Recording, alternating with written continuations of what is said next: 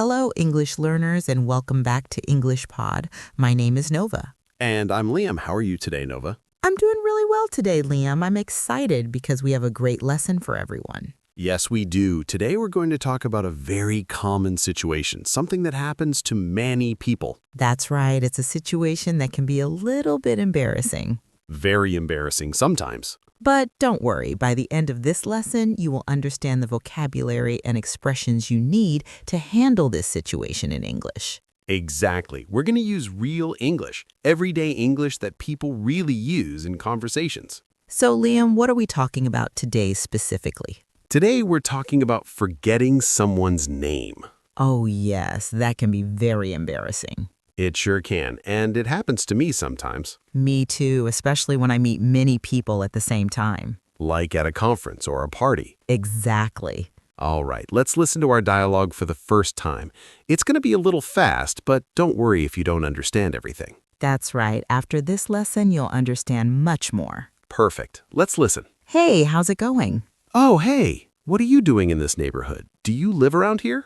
Actually, my office is right around the corner. I work in that building across the street. Oh, really? That's interesting. Yes, it was great to meet you last week at the conference. I really enjoyed our conversation about international business. Yes, I remember that. It was a very interesting discussion. You know, I'm in a bit of a hurry right now, but here's my card. Thank you. We should definitely meet again and continue our discussion. That sounds like a great idea. You still have my contact details, right? Well, this is a little embarrassing. Oh, what happened? Your name has just slipped my mind. Could you remind me? Of course, my name is Daniel Carter. Thank you so much. Don't worry about it. It happens to me all the time. Really? Yes, I'm terrible with names. That makes me feel better. Wow, Liam forgot her name in that conversation. Yes, and that can be very embarrassing. But it's also very common, Exactly. Many people forget names sometimes. especially when they meet many new people. That's true. So in today's lesson, we're going to learn some useful expressions that you can use in this situation. Yes, expressions that will help you sound natural and confident in English. All right, let's start with our first vocabulary section. Language takeaway.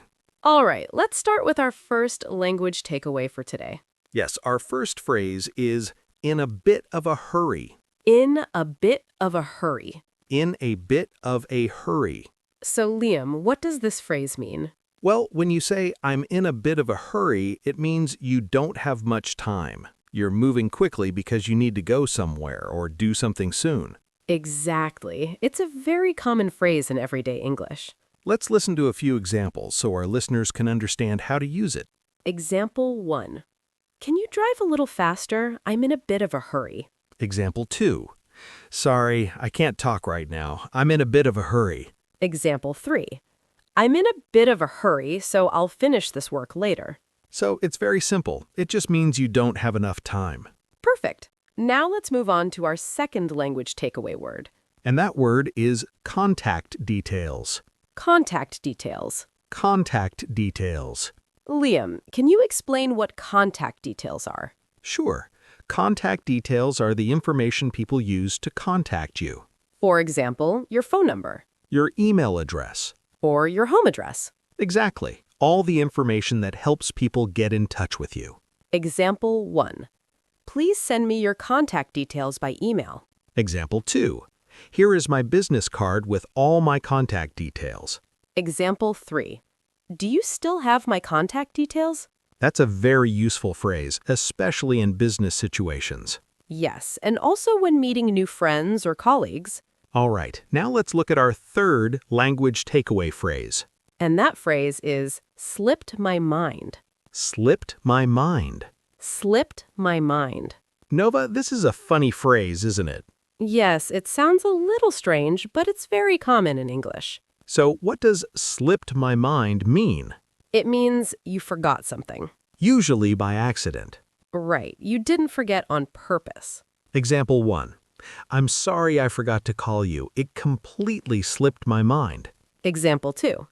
I forgot to bring my notebook today. It slipped my mind. Example 3. Oh no, I forgot your birthday. It slipped my mind. So remember, slipped my mind simply means I forgot. Exactly.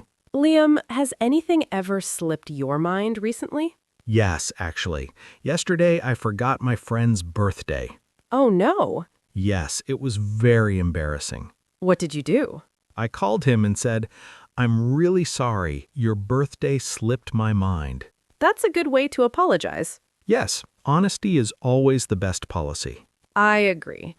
All right, now that we've learned these 3 important phrases, In a bit of a hurry contact details, and slipped my mind. it's time to move on to our next section.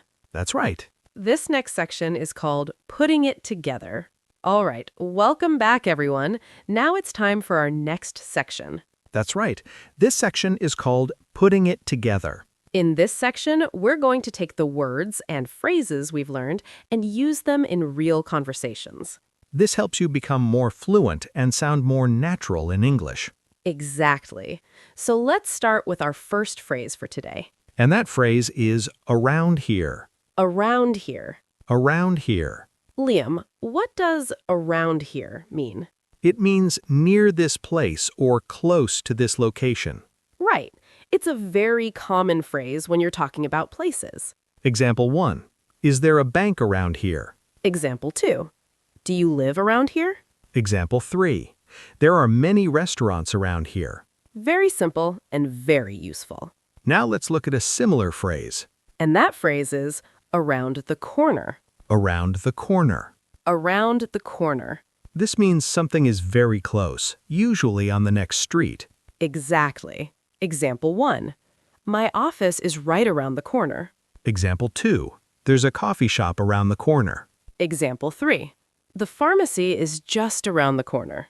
So if something is around the corner, it's very near. Great. Now let's move on to our next phrase. And that phrase is terrible with. Terrible with. Terrible with. Liam, can you explain what terrible with means? It means you're not good at something. Exactly. Example 1. I'm terrible with numbers. Example 2.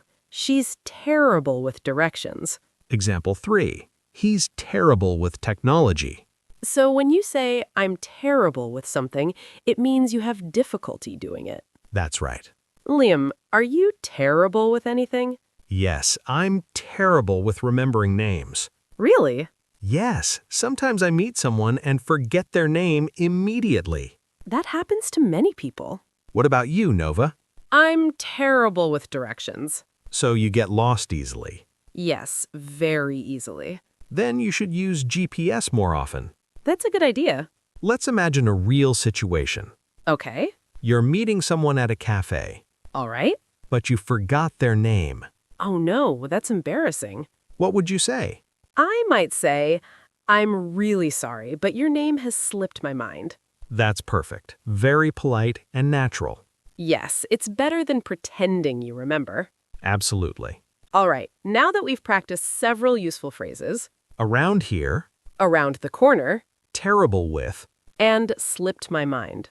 these are all very common expressions in everyday English. That's right. Now it's time to move on to our next section. That's right.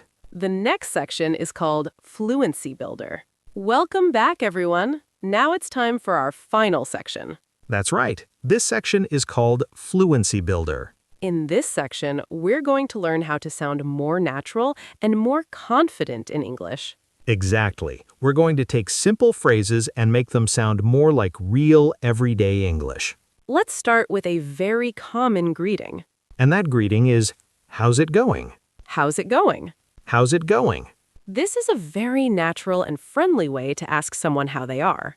Yes, native speakers use this phrase all the time. Example 1. Hey, Liam, how's it going? Pretty good, thanks. How about you? I'm doing great. Example 2. Hi, Sarah. How's it going today? It's going really well, thank you. So next time you meet a friend, instead of saying only, how are you? You can say, how's it going? It sounds more natural and more casual. Liam, have you ever forgotten someone's name in real life? Yes, many times. Really? Yes, once I met an old friend at the supermarket and I couldn't remember his name. That must have been awkward. It was very awkward. What did you do? I smiled and said, Hey, it's great to see you again. That's a smart idea. Yes, and later I asked another friend for his name. Good strategy. Let's give our listeners some practical tips. Yes, practical tips they can use in real life. Tip 1. You can say, I'm sorry, your name has slipped my mind. This is polite and honest. Tip 2, you can ask, could you remind me of your name? Very simple and very natural. Tip 3. You can ask for their business card. Yes, because their name is written on it. Tip 4, you can ask them to type their email address. Usually their full name is included in their email. That's a clever trick. Let's listen to one final short dialogue. Hey, how's it going? I'm doing well, thanks. Do you live around here? Yes, my office is right around the corner. That's nice. I'm in a bit of a hurry right now, but here's my card. Thank you. We should meet again soon. Sure. By the way, I'm really sorry, but your name has slipped my mind. No problem. My name is David. Thank you so much. You're welcome. Let's review today's important phrases. How's it going? Around here, Around the corner, in a bit of a hurry, contact details, slipped my mind. terrible with. These phrases are very useful in everyday English conversations. These are all very common expressions in everyday English. That's right. Practice them every day, and your English will improve quickly. That's right. Well, we hope you've enjoyed today's lesson. And we hope you learned something new. Remember, learning English takes practice. So keep listening, keep speaking, and keep learning. Thank you for joining us today. And we'll see you in the next lesson. Goodbye, everyone. Goodbye.